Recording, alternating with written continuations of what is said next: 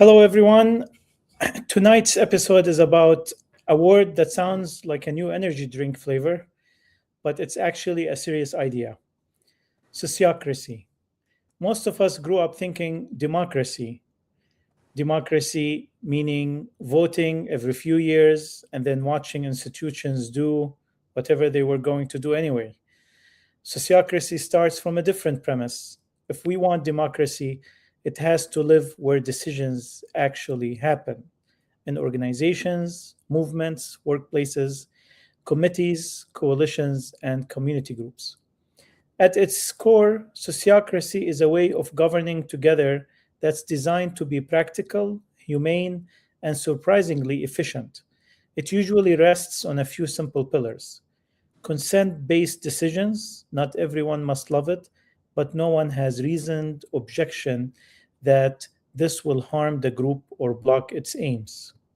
Number two, circles, teams, or committees with clear aims and clear authority to decide within their domain.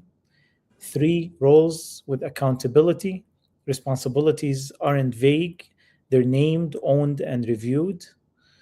Feedback loops. Decisions aren't sacred tablets, they're tested, evaluated, and improved in regular review cycles. In plain language, sociocracy tries to solve the problem every movement eventually hits. How do we stay democratic without becoming chaotic, slow, or dominated by the loudest people in the room? How do we build structures that outlast a moment of outrage and become a long-term vehicle for change? And current events makes this point painfully relevant. We're watching political systems crack under pressure: climate breakdown, mass disinformation, widening inequality, authoritarian drift, a public that doesn't trust institutions, and movements that are passionate but often fragile, splintering over tactics, identity, and burnout. The question isn't whether people care, it's whether we have the structures to turn care into coordinated power. So tonight, we're not just asking what is sociocracy, we're asking can it help us organize in a way that's resilient, ethical, and effective right now? Thank you so much for that great introduction, Wissam. Yeah. So I am your host, Wissam Charafeddine, and joining me is Henry Pratt, a veteran of campaigns from Bernie 2016 to state and local races, longtime member of the Campaign Workers Guild, and an Extinction Rebellion activist who spent years in earned media and movement communications. You gotta tell us what that means, Henry. And Henry has one foot in the machine and one foot in the street, which is exactly where you want someone if you're going to talk about building systems that actually work. So we'll start with Henry introducing himself a little bit more than I did and talking to us about sociocracy and what can it mean to us. Thank you so much. It's great to be here. So I've been an activist and a electoral campaigner for a long time. I work with different candidates who are running for often local offices like city council, mayor's race, school boards, things like that. And then I work in kind of climate activism on the side and help people make, more efficient, actions and things like that to shift the conversation. And a big part of that, what you mentioned, was earned media. So that's essentially media that you don't pay for. It's not advertising or things like that. It's coverage in newspapers, from influencers, things like that, because people look at your ideas and they think like, whoa, that's cool, I want to talk about this, or what you do is newsworthy, and people want to share that and bring that out to other people. So it's a great way to move into different kind of conversation sectors and things like that. And I first really got involved in sociocracy actually a little bit through that, because that requires a lot of different kinds of, complex decision making. It requires talking to a lot of different, experts and incorporating their input into making sure that you are, making actions doing things that are, highly visible and effective. And we required the tools to do that and to listen to each other. So I went out and kind of got trained off of that. Great. So is it so you're part of an organization that promotes sociocracy? Yes. So I'm part of an organization called Sociocracy for All, which is a international nonprofit, and it helps different organizations, whether they be businesses, schools, nonprofits, activist groups and movements, intentional communities, which is a huge one. A lot of different, co-housing or eco villages or things like that.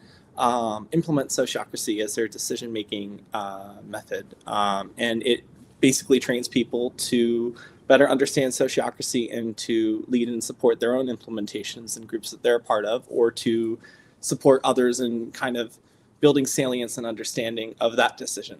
A great thing about sociocracy is it's not owned by like one corporation. Like it's not like, this is like Jeff's decision-making method, and if you want to do this, you have to go talk to Jeff and Jeff will train you. There are a lot of people who know sociocracy and can help you understand it. And give you the tools to spread that. When was this idea born? Do you know a little bit of the history of sociocracy? Yeah, so it kind of comes out of the 1980s with, and I'm going to say this name wrong, but Gerard Edinburgh, who is a engineer, and he was also familiar with Quaker decision-making methods. So Quaker religious communities have used consensus-based decision-making. And Gerard, as an engineer, was also very familiar with system science, which takes us into the world of, biology and ecosystems and mutuality, where different sorts of species and animals and things like that interact to everyone's benefit. And things can grow kind of more complex over time and take on emergent behaviors, so things that don't even seem possible given the sum of their parts. And so he was basically looking for a way to combine what his field was with kind of his own familiarity with consensus from there.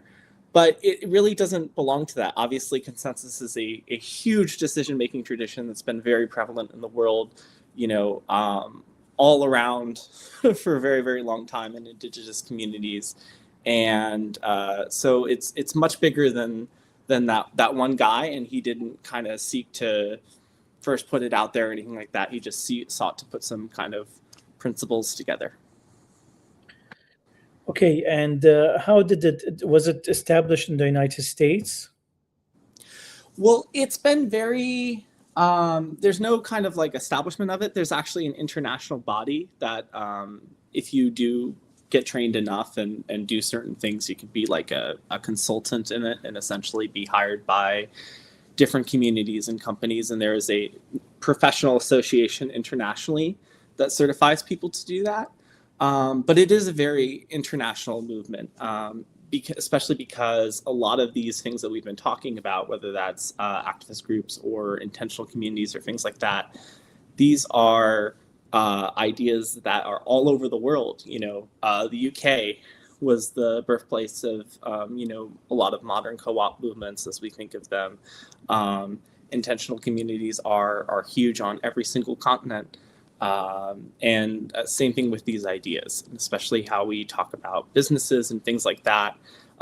Decision-making in businesses and other kinds of commercial corporations is a big kind of discussion topic in business in a lot of different countries, especially in Southern Africa and South America and Northern Europe, where there is a lot of different thinking on how can we decide better and work together better and share power and things like that. That movement also exists in the United States a little bit. If you're ever familiar with Agile, the software decision-making system, that's a movement in this sort of more participatory space at work. So it is very much an international movement. Same thing with activist groups. Extinction Rebellion was started in Europe. It's now on every single continent. And I got involved with it in America after it had been quite big in the United Kingdom and in Asia and elsewhere. We were kind of latecomers to it, and that's where I was introduced to the idea. Can you tell us a little bit about the Extinction Rebellion? Sure. So that's an international nonviolent direct action movement to basically force people to reckon with the challenges of the climate crisis. It has kind of three key pillars. Tell the truth, which is a really big one. We feel that different news organizations and governments are not honest about the risks of climate, how close we are to tipping points and thresholds, which could make habitable life as we know it very, very difficult for us. The scale of desertification that is going on, the scale of internal migration in countries that are most affected by the climate crisis. We have entire countries in the South Pacific who are, disappearing due to sea level rise. So getting people to grapple with that as an existential issue. The second part of that is Act Now, which is basically committing to net zero into transition methods. Extinction Rebellion was the big reason why the United Kingdom passed a net zero initiative under a conservative government. Here in America, we were responsible for the New York City Council declaring a climate emergency back in 2020. And then the third piece of that is citizens' assemblies. So it's participatory democracy, which is always part of that movement, and bringing more people's voices into governance and decision making. So citizens' assemblies are now called civic juries as well in some countries. They've been used for a long time to help settle thorny issues, such as in Ireland. They used it to settle the question of abortion rights as in a majority Catholic country. And they require basically input from experts, sortitions. So just like how you would get selected for jury duty, random sample of people across opinions and ideologies and backgrounds to make up a representative sample of your community. They're brought together to make a decision. And this also seems something very foreign to us here in America, but it's actually used quite a bit. If anyone is familiar with traffic problems in Medford, Oregon, the Medford City Council brought together a citizens' assembly to try to figure out a way to get out of that. So it's actually a tool that's used quite a bit, and we're trying to get that to be used by the climate crisis, because by governments to lead us out of the climate crisis, because we believe that people understand the nature of this emergency and what needs to be done for us to come together far better than a bunch of bickering politicians do. Mm-hmm. Interesting. So going back to sociocracy, what distinguishes that methodology from other methodologies that are used within similar organizations, political movements, social organizations, environmental organizations? What did you find personally in sociocracy that made it stand out? Yeah, so I actually have a little bit of a bigger answer to this. Forgive me in advance. Believe it or not, you're a lot more familiar with governance than you kind of think. If you've ever asked your family where you're gonna get takeout from tonight, that's a big form of decision making. It often happens by consensus, everyone agreeing we're gonna go to one place. And if you've ever been part of any company, any civil society group, any activist group, any nonprofit, any PTA, anything like that, you've encountered as well lots of different forms of governance, people who put things together, people who organize meetings, how you decide who does what, how roles are put down, oftentimes policies, so decisions that come up over and over again. There may be something of this is how we deal with petty cash, or this is how we deal with donations, or this is how we do a bake sale. All those things are we don't really think of them as a structure, but they're things we encounter all the time. every day. And a lot of decisions, whether they're made by everybody all together in one meeting, like a whole group consensus, like, where you're going to eat as a family, or whether they're made by, some CEO high up in a far tower far away with, lightning and winged monkeys flying around it. They often kind of struggle with the same sort of issues. So they can leave people feeling kind of disempowered, like, I had such a better idea for that. Why did nobody ask me? Or I felt like, I couldn't speak up and bring that forward. And indeed, if you think back to school, there were always people who were raising their hands about everything, whether they knew the answer or not. And a lot of people who knew the answer who didn't raise their hands. People are wired differently and they participate differently. They're quite arbitrary.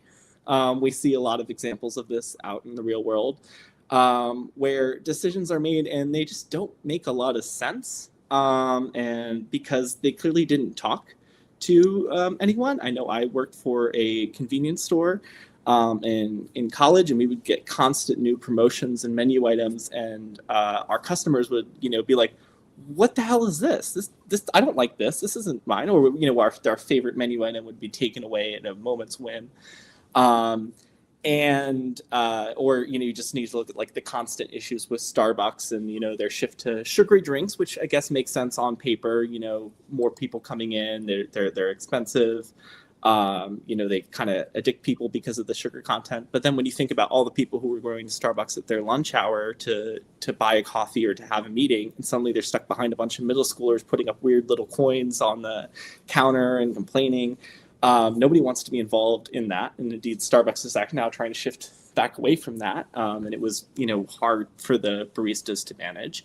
If you've ever talked to anyone who delivers food or a small business restaurant owner, they'll tell you the same thing. These different delivery apps, they're not dealt with how restaurants deliver orders, think about things, move items from the counter to the kitchen,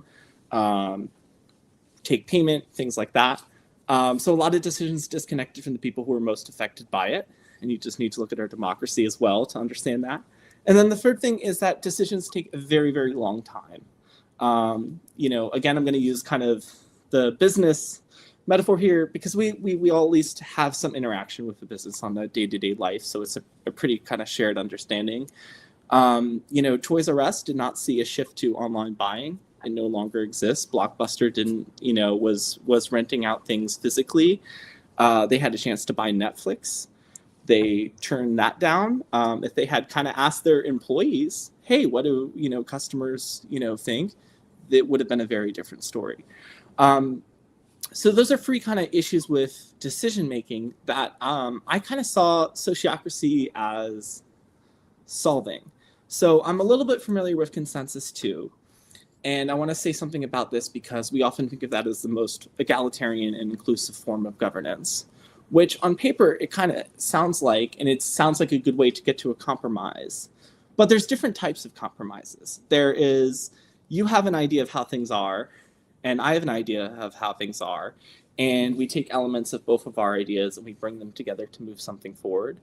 And then there's also, we're just going to water everything down, like a climate treaty or an international arms treaty, until everyone can agree to it, because it actually really doesn't do much beyond, just a sentence on paper.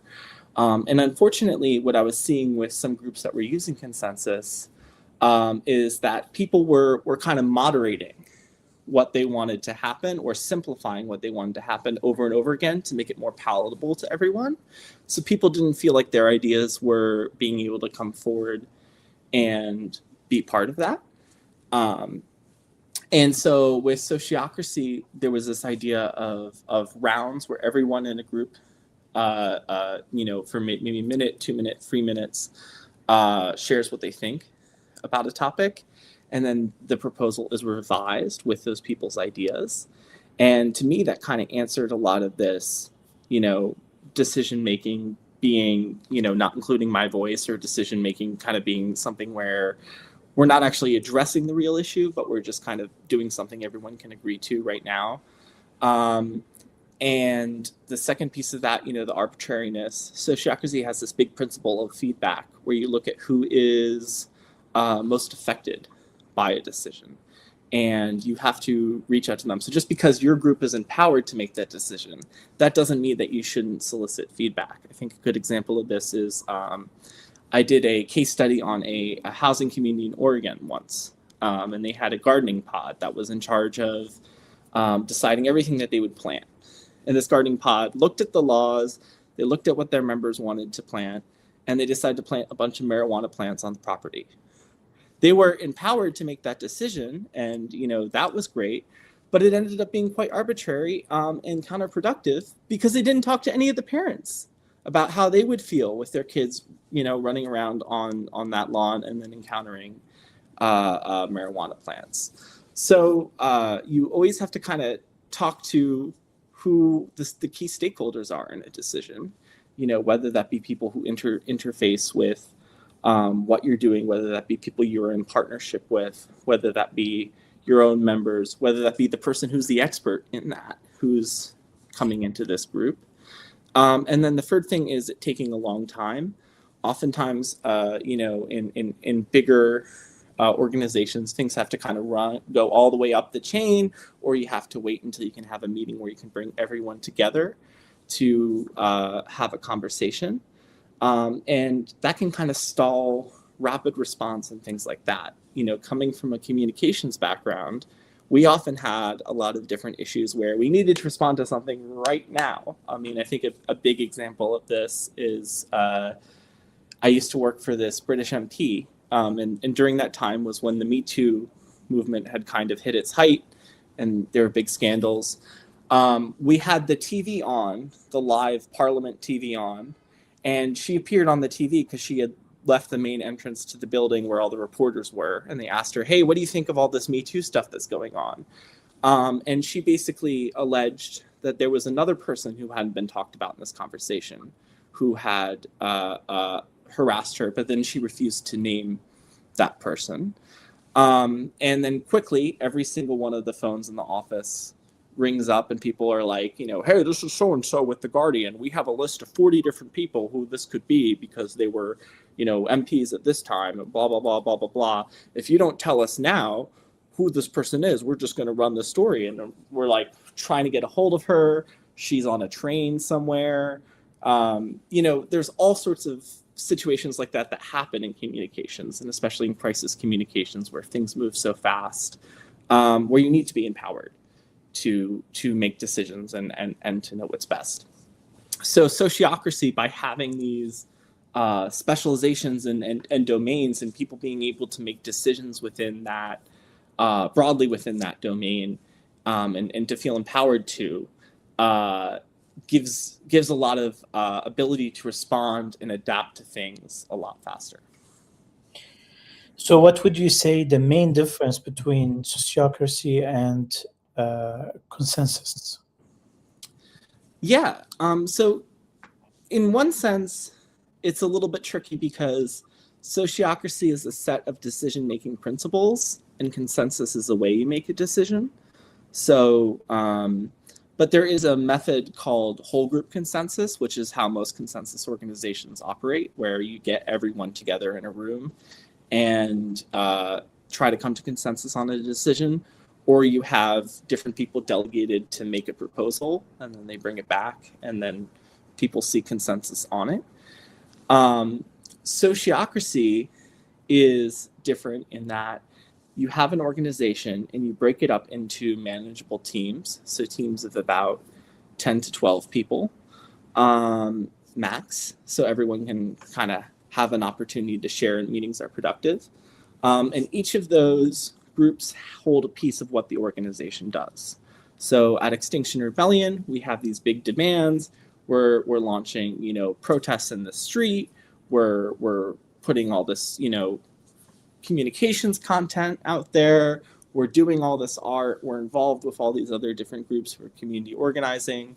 So we may have an outreach group, which is responsible for the relationships with different groups. And we may have a media and messaging group, which is responsible for our social media and our newsletter and putting out press releases. And we may have a finance group, which they're responsible for fundraising and managing that budget. We may have a legal group who are liaising with lawyers and things like that and evaluating risk.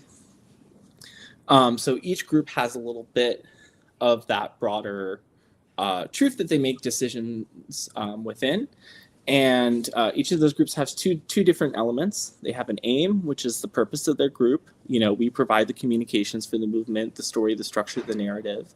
And they have a domain, which is just a list of everything they make decisions, the parameter, the scope of what they make decisions on. So we make decisions on everything having to do with social media, newsletter, earned media might be the domain for a press group. And decisions are based off of this threshold of tolerance. So in consensus, everyone tries to basically get to something which everyone likes. Like, I like this proposal, I agree with that. But you're always going to have people who are on different spectrums of it. You're always going to have one person who really likes one thing and another person who really likes another thing. And that's why there's so much compromise kind of inherent and involved.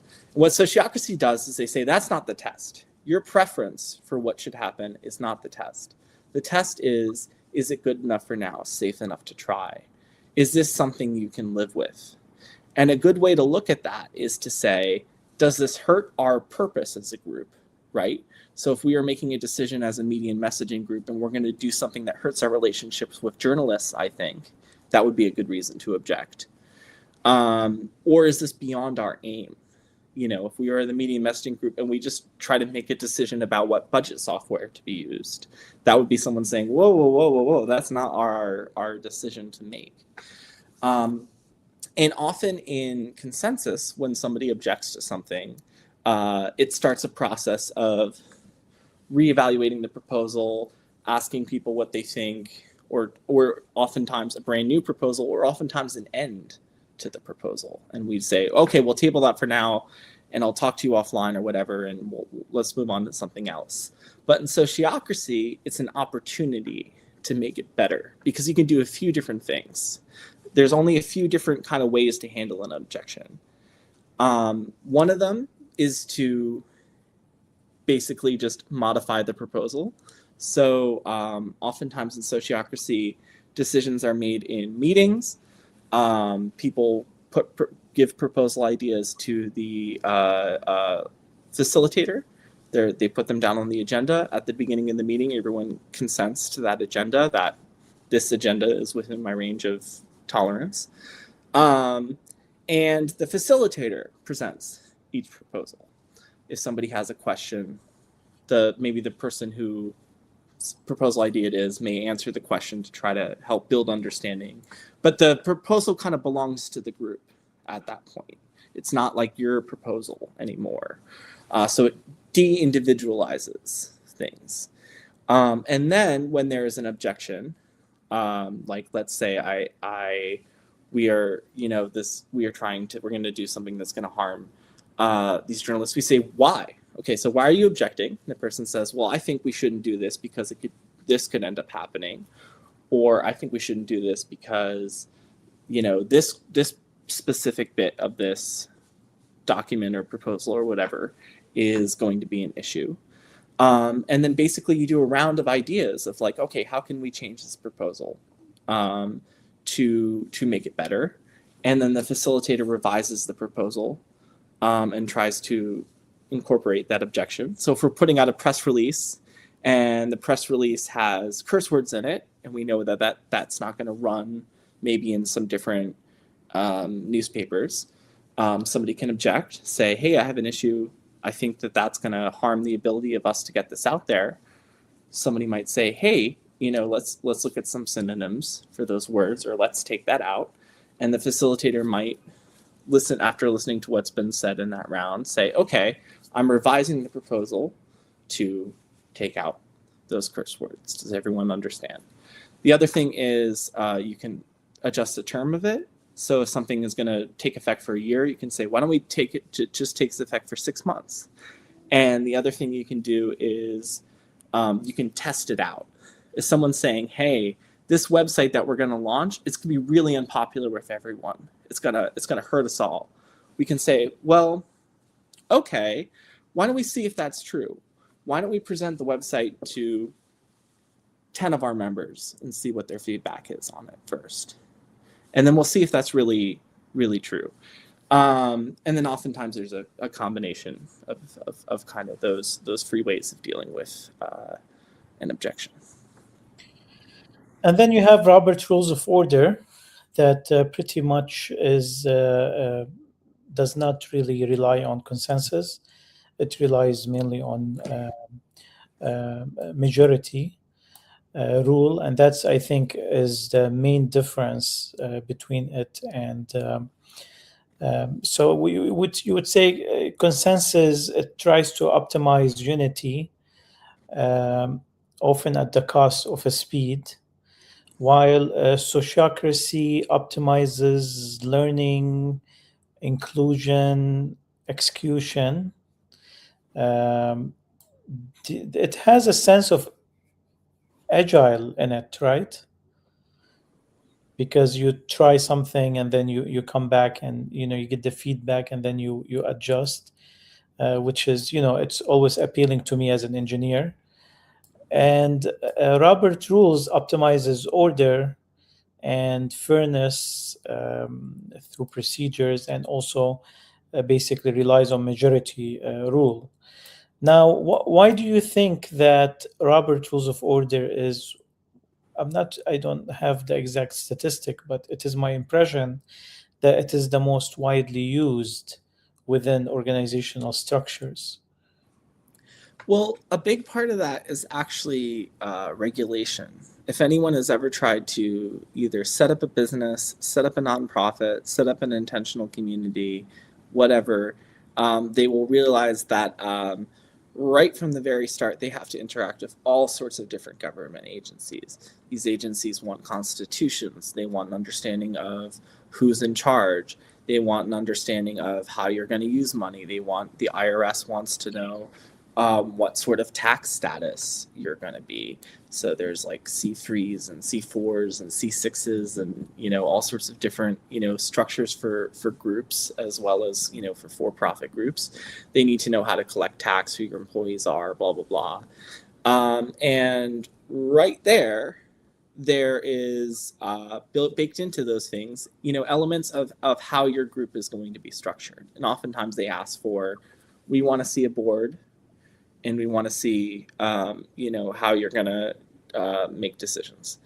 And people will use Robert's Rules of Order because that is the most common thing. And that's probably what they're used to, because they'll say, hey, we use Robert's Rules of Order at my PTA, or, hey, we use Robert's Rules of Order with my soccer group or whatever.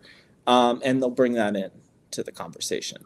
And oftentimes it's suggested, or in some cases required. If you've ever tried to create, in the political party world, you try to create a political party in a state like New York, there's all these different rules of you have to have a committee in every single county, and committees needs to be set up this way and stuff.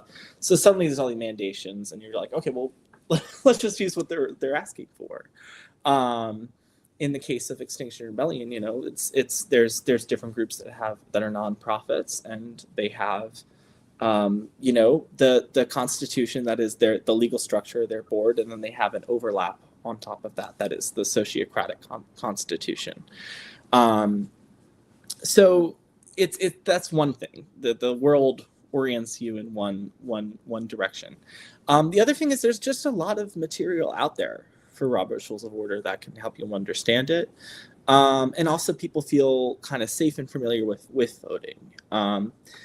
A big thing in the politics movement space is the fact that every single government body uses Robert's Rules of Order to conduct a meeting. So it's very beneficial to understand Robert's Rules of Order. Okay. Yeah, it is really a questionable thing when an organization is faced with choosing, procedures such as that, because there is something that they will lose and gain in each one of them. I feel like consensus can be effective, but only under low pressure, because achieving consensus is a very time-consuming process. And the larger the group, the harder it is to achieve consensus. But from my experience, organizations that adopt consensus, they fall back to majority rule when consensus is not moving forward. So I feel like the three methodologies kind of feed on each other. Also, as far as Robert's Rules of Order, if someone has an amendment to the bylaws, or they have a motion that is connected to harm, there is a kind of another motions for these, like one that they call I rise to the question of privilege, when there is actual harm or insult that is associated with emotion, then you kind of can interrupt the process and object to what's going on. So I feel like there is a different version of what each can do, and sometimes they end up relying on each other. Like when consensus is not achievable, it basically falls back to majority rule. Otherwise, you're not going to move forward if there is objections that you cannot remove. What's your feeling about that? Do you feel that? Yeah, I mean, I feel like that speaks to a issue of consensus. I mean, if you were trying to include every voice, and then you switch into voting, voting is still very, very important, because obviously to get a vote to pass, you have to find people who are passionate about that idea, which doesn't happen in consensus. Sometimes in consensus, there's something no one's passionate about. Again, look at any sort of international agreement. But there's but you have to convince people to come onto your side. So that's good. But then that's not really consensus. That's just you're just voting. So in sociocracy, you don't go back to voting. And even there are specific roles in sociocracy, and there's a set way in which those roles are selected for, where people nominate someone based off of the qualities that the groups comes up with that are important to them, in addition to that job description. And oftentimes it's somebody who may not have ever put themselves forward or imagined themselves doing the role, and then they're proposed to do the role, and then often then they'll say, yeah, I'll accept if you can train me to go and do this or understand this. So there's that, but there's also the question of conflicts within groups, and what do groups stand for, and what are we actually doing together. And there's that great phrase, culture eats strategy for breakfast. A lot of groups have number one reason why people leave groups is because the culture is kind of hostile.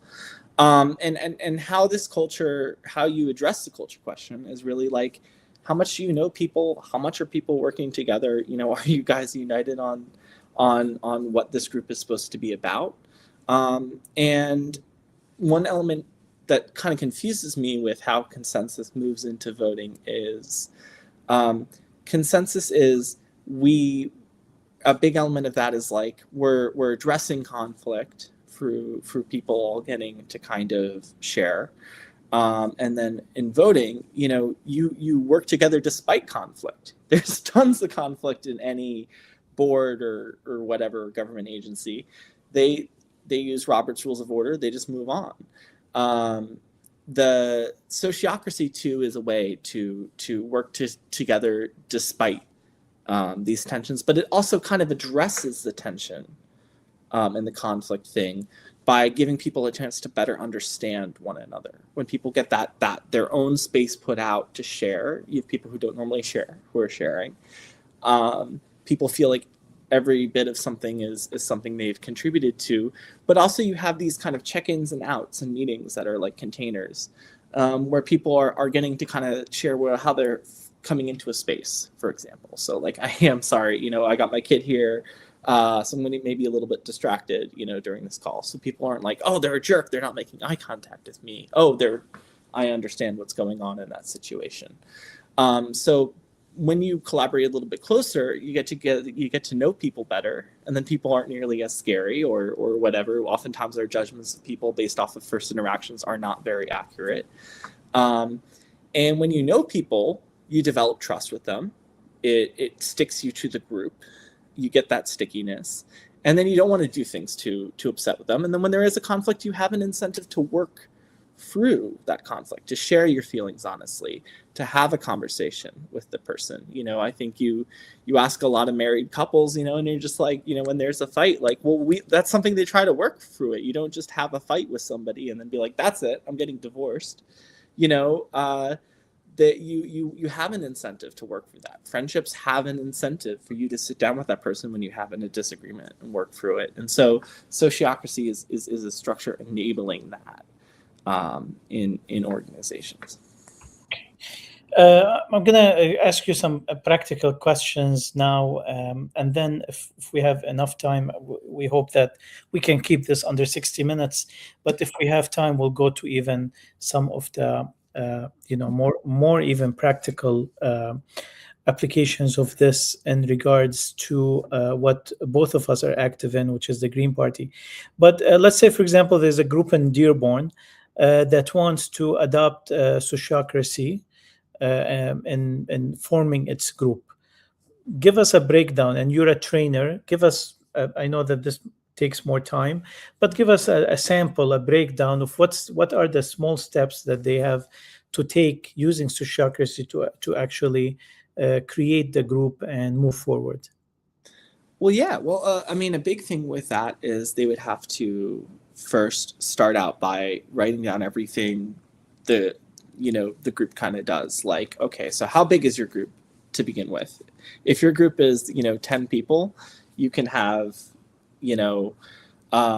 one, it's very, very easy to start with just one circle that's making a few big decisions together, and then as you grow with people splitting off into smaller circles that take pieces of that broader decision. But also just you have that whole list of whatever your organization does, what goes together. Okay, what element of this is related to money? What element of this is related to people management? What element of this is related to maybe you're advocating for a certain policy, working with other people who are conducting outreach to other people who are experts in that policy or also fighting for it.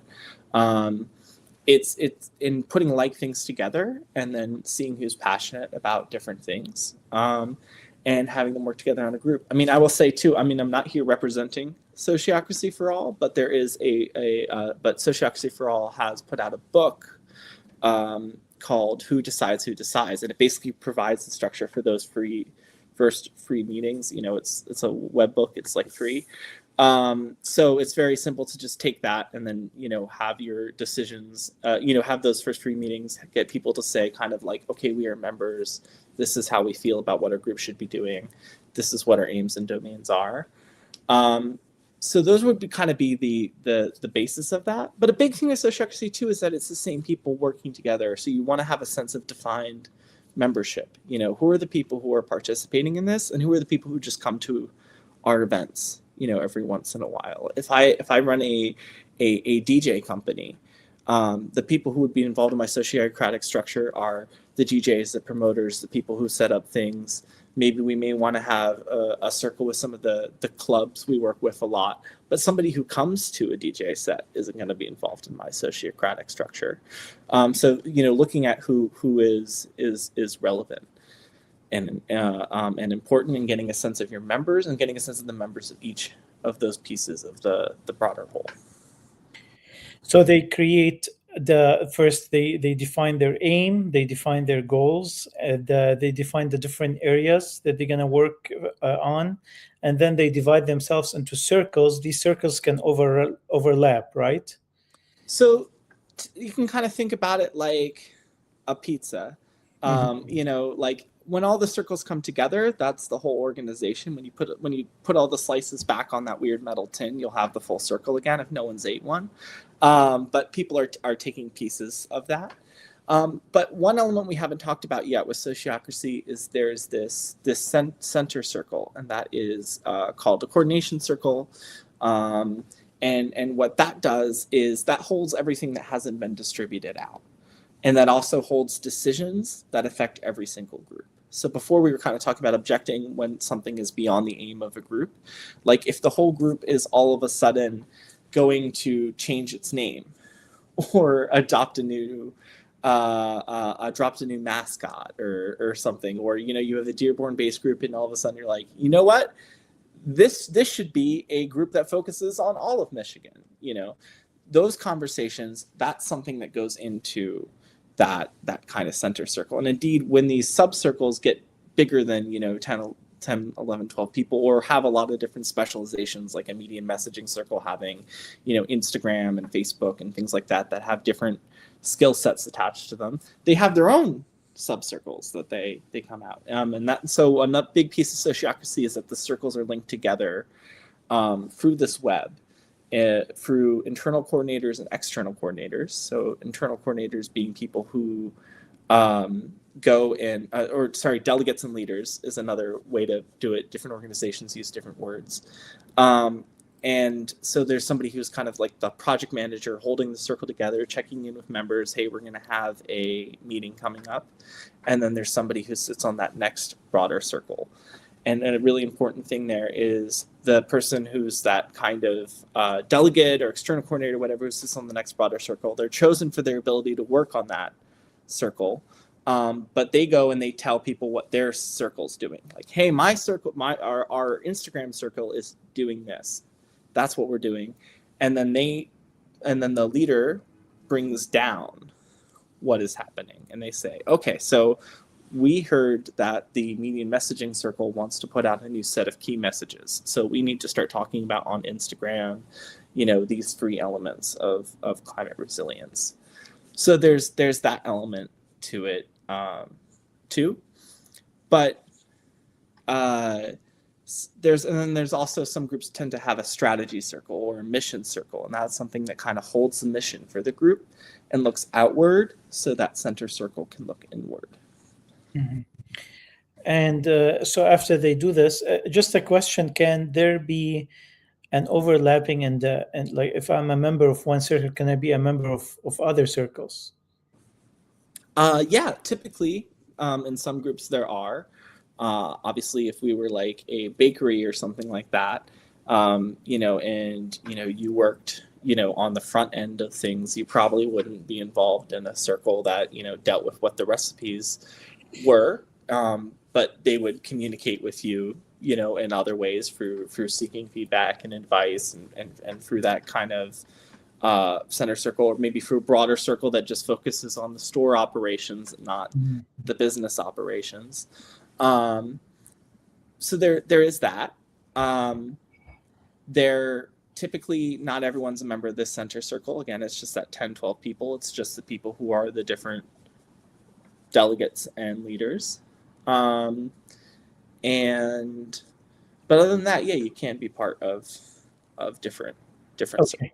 So Henry, so that's the structure. It seems like Sociocracy presents a lot of the structure of the organization. And I like the delegation into the circles, and empowering them to act autonomously. But as far as mechanics in the meeting, you said that when there is a motion or proposal, everyone's given an opportunity to say their opinion about it. Of course, someone can skip, right? So someone can skip, but oftentimes when people skip in a meeting, one is because they feel like their opinion doesn't matter. And again, that's why these vested membership isn't important. You are a member of this. You are important. You're a stakeholder. What you have to say is important. And two, they're just like out of the blue, like, oh, I'm going to call on you now. What do you think? And someone's like, whoa, I wasn't prepared. Maybe I was, daydreaming, or maybe I was just still thinking about what that next person said. So a lot of that is sorted through rounds where people know when they're going to go and they feel like their voice is valued. So skipping is actually quite rare, but it does happen. They can skip. And does this take a lot of time? Like if you have a large group, let's say of 20 or a board of 30 members, I mentor student governments, and there are 30 to 60 members in every board in the legislative assembly.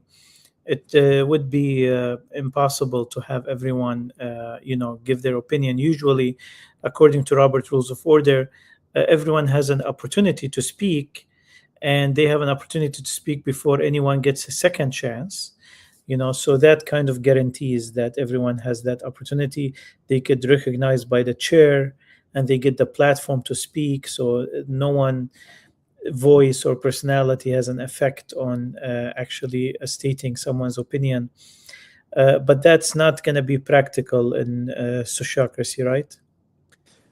No, so like sociocracy is not for like a Larger groups.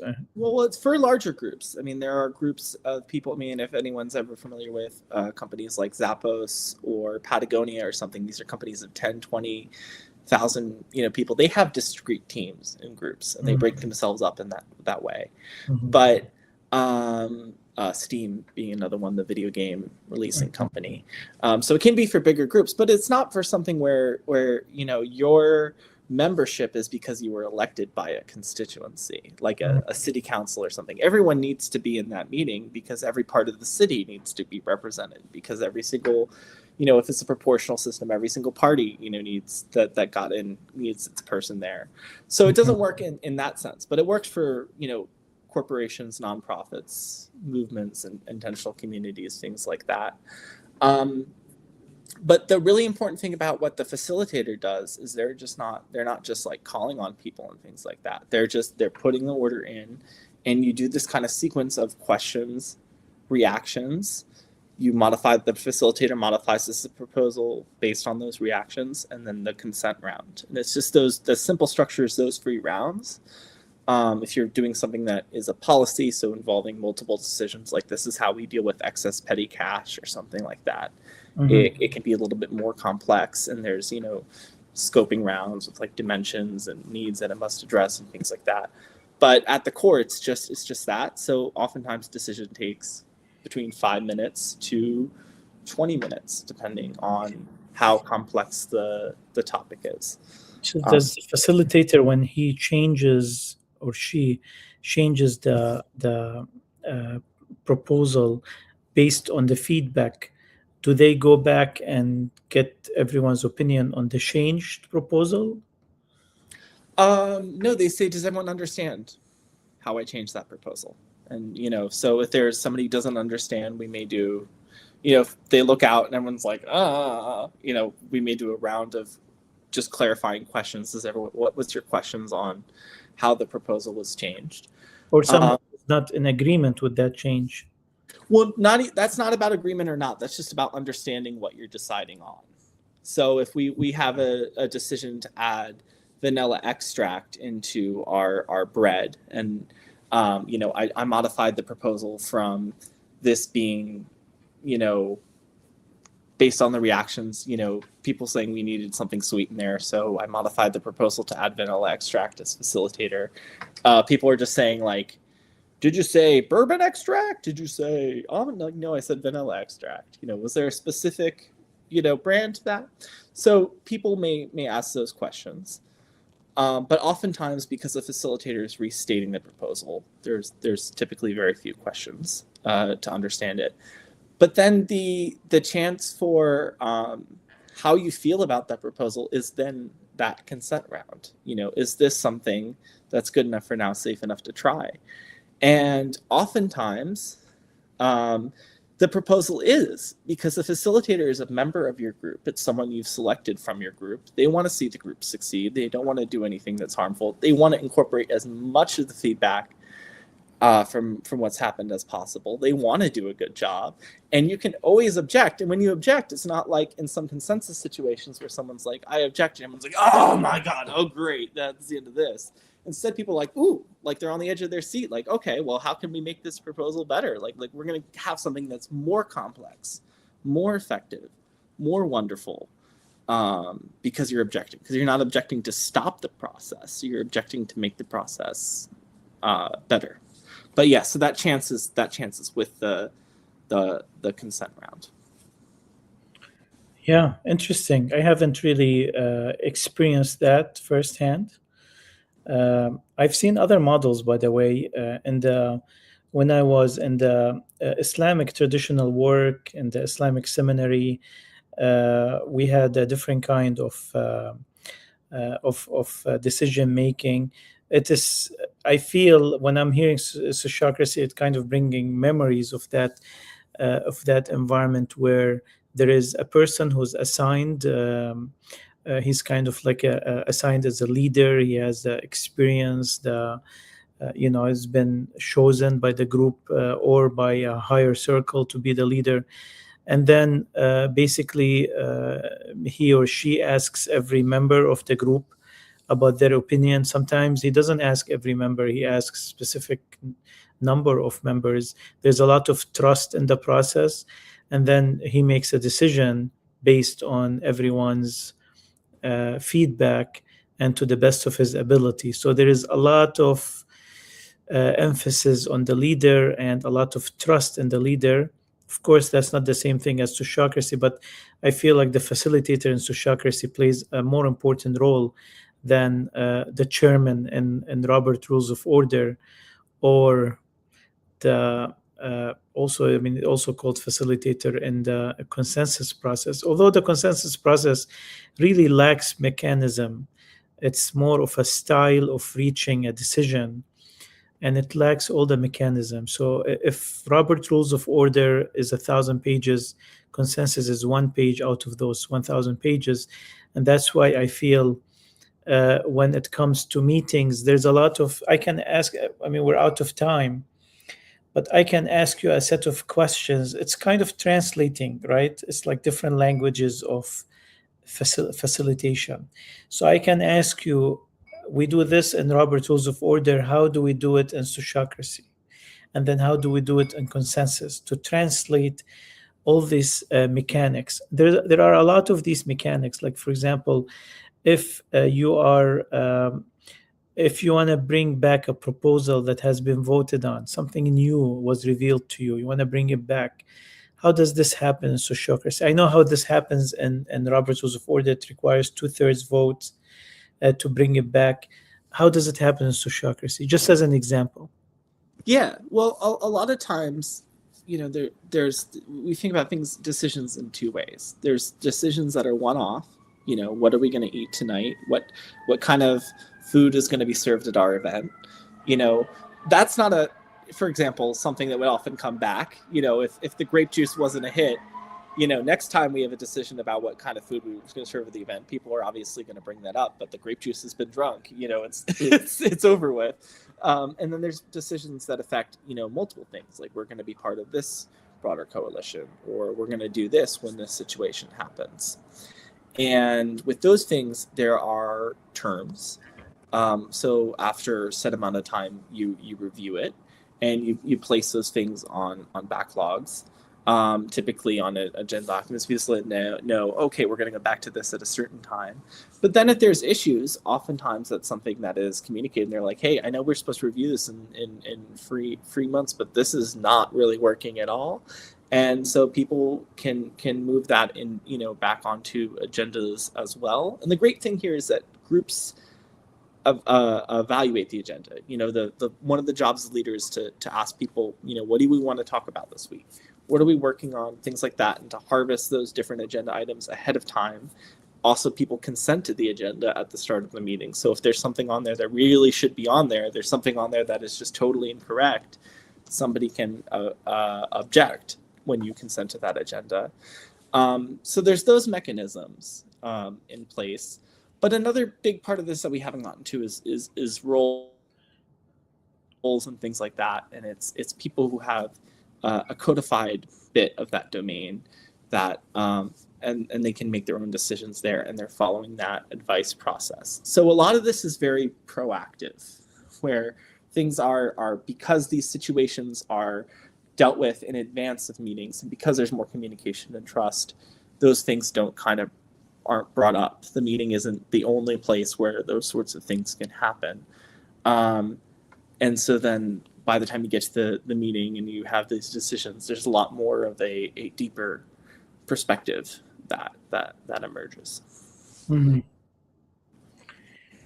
Yeah, that's at least this conversation will start people thinking of different styles of running organizations.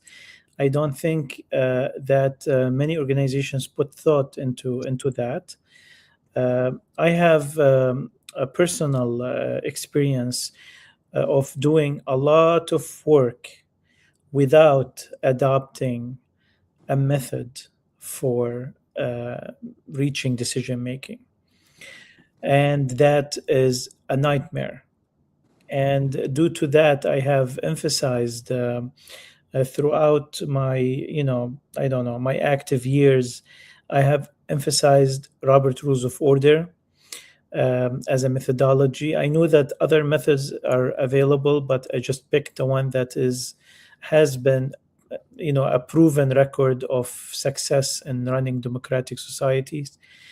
And I've even placed it as one of the values that, in the Universal Declaration for Human Values, as one of the values of building a modern, humane, society, because it kind of pushes forward the idea of a democratic decision making. Nevertheless, it is not a perfect model or mechanism.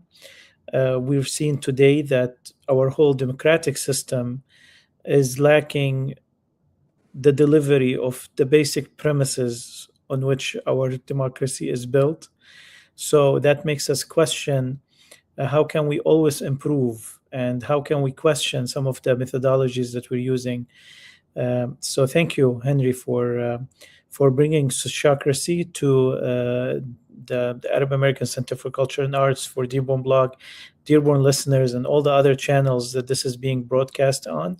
I hope that this name is now more familiar to anyone who hears this episode, and it will make them think and present that question to any organization they work with to consider that. For example, I, as a mentor of student government in a group of schools, I will be bringing this idea to them, telling them that, I will motion to have the parliamentarian present a summary of the different methods the student government maybe should consider or should be aware of in continuing their work. They now use Robert Rules of Order, but they should be familiar with other methodologies. Also, I want to say that these things are combinable. You can take some good things from this, some good things from that. You can write your own procedures, and I have a sense of urgency in everything I do in my life, and that's why I always lean towards whatever is more practical. I also, because I work with a diverse number of groups and organizations, I always feel that consensus is just is unreachable. I don't have a lot of hope in consensus. I always feel that there are perspectives that are built on very subjective and personal experiences that take a lot of time to actually enlighten those perspectives in a different way. And that's why this can be, for an urgent work, that can be a real obstacle. So, but I am learning from all the new experiences that I'm having, from all the new knowledge, and I hope our audience is too. Thank you, Henry, for your time. Any final words? Yeah, just, think about, like, it doesn't have to be Sociocracy, but just, think about, how connected your decision making is to the impact you hope to have, and know that there is a lot of help out there, because there are so many different people who grapple with these questions all the time. And there are so many different wonderful communities out there who are excited and would be willing to help you. Thank you very much. The links to Sociocracy for All and also for Rebellion Global, I've placed in the comments. Please visit these sites if you're interested. Also, Henry's email is in the description of the video if you'd like to reach out personally to him for further information or questions. Thank you very much, and have a great night.